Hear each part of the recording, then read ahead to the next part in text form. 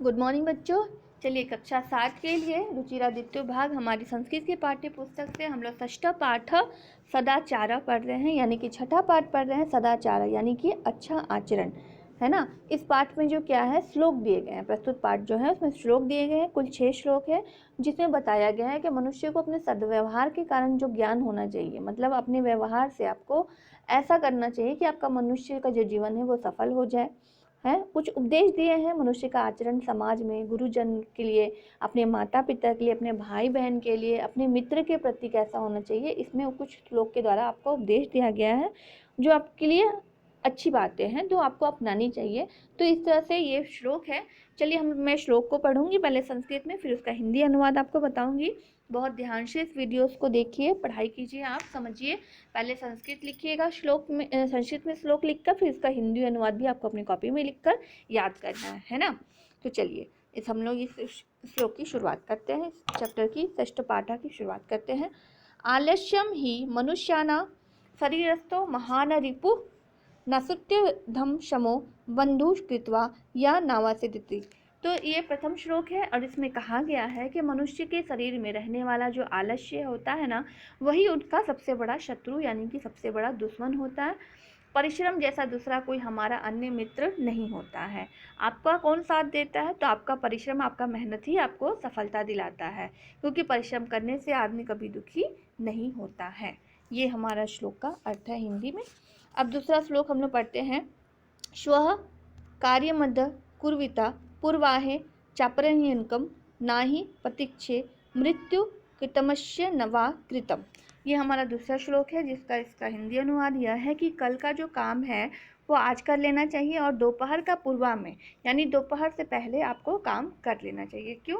क्योंकि जो मृत्यु होती है ना, वो प्रतीक्षा या इंतजार नहीं करती है कभी किसी का कि किसका काम हो गया है या नहीं हो गया है या कोई काम रह गया है, वो कभी ये चीज़ नहीं देखती है। इसीलिए ये इसको ये कहने का मतलब आप ये समझ लो कि जो काम है उसको कभी टालिए नहीं, जो काम है वो तुरंत कर लीजिए। पता नहीं आपका जीवन कब समाप्त हो जाए, ये किसी भी इंसान को नहीं पता होता है। इसलिए अपना काम को समय पे और अच्छे से कर लेना चाहिए, कल के भरोसे नहीं छोड़ना चाहिए, ऐसा।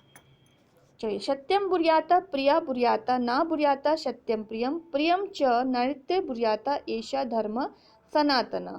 तो ये हमारा तीसरा श्लोक है। तो बुर्याता मतलब होता है बोलना, प्रियम मतलब होता है मधुर, अनित्य मतलब झूठ, सनातन मतलब शाश्वत, सदा से जो चला आ रहा है शुरू से, जो धर्म होता है ना आचार, वो आप मतलब जो धर्म आचार होता है जो शाश्वत यानी कि शुरू से चला आ रहा है, तो ऐसा। तो ये इसमें कहा गया है कि जो सत्य है, सच है, आपको हमेशा बोलना चाहिए, प्रिय बोलना चाहिए, अप्रिय सच नहीं बोलना चाहिए, और प्रिय झूठ भी आपको नहीं बोलना चाहिए। यही शाश्वत है और यही सदा धर्म से चला आ रहा है, ऐसा। सर्वदा व्यवहारे स्याता औदार्य सत्यता तथा ऋजुता मृदुता चापी कौटिल्यम ना कदाचन।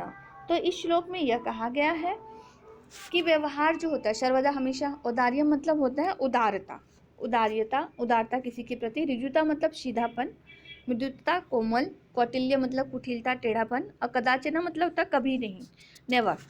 ठीक है, व्यवहार में क्या होता है? हमेशा सदैव आपको उदारता, सच्चाई, सरलता और मधुरता भी होनी चाहिए। व्यवहार कभी आपका टेढ़ापन नहीं होना चाहिए। इस तरह से ये हमारा चौथा श्लोक है। श्रेष्ठम जन गुरु चापी मात्रम पित्र तथा मनसा कर्मणा वाचा सेवेत सततम सदा। तो ये हमारा पांचवा श्लोक है और इसमें कहा गया यह है कि जो आपके सज्जन हैं, जो गुरुजन है, सज्जन मतलब जो आपके आसपास के जो आपके जानने वाले हैं, जो आपके हित चाहते हैं, तो वो है। मनसा मतलब होता है कि मन से, वचा मतलब वाणी, कर्मणा मतलब कार्य, सततम मतलब होता है निरंतर, जो हमेशा होता है ना, सदा हमेशा, सेवेते मतलब सेवा करनी चाहिए। तो सज्जन, गुरुजन, माता पिता की हमेशा मन से, कर्म से, वाणी से, यानी अपने वचन से जो आप बोलते हो उनसे आपको हमेशा सेवा करना चाहिए। वाणी से मतलब उनका हमेशा आदर करना चाहिए, उनकी बात मानना चाहिए। तो ये इसको कहते हैं सेवा करना। चलिए, छठा श्लोक है हमारा। मित्रेण कलहम कृत्वा न कदापि सुखी जना इति ज्ञात्वा प्रयासेन तदेव परिवर्ज्यते। तो इस श्लोक का यह अर्थ है कि मित्र के साथ झगड़ा करके मनुष्य जो होता है कभी सुखी नहीं रहता। मित्रेण मतलब मित्र, कलह मतलब झगड़ा, कदापि मतलब कभी नहीं, प्रयासेन मतलब प्रयत्न से, और परिवर्जित मतलब दूर रहना चाहिए, स्टे अवे, है ना।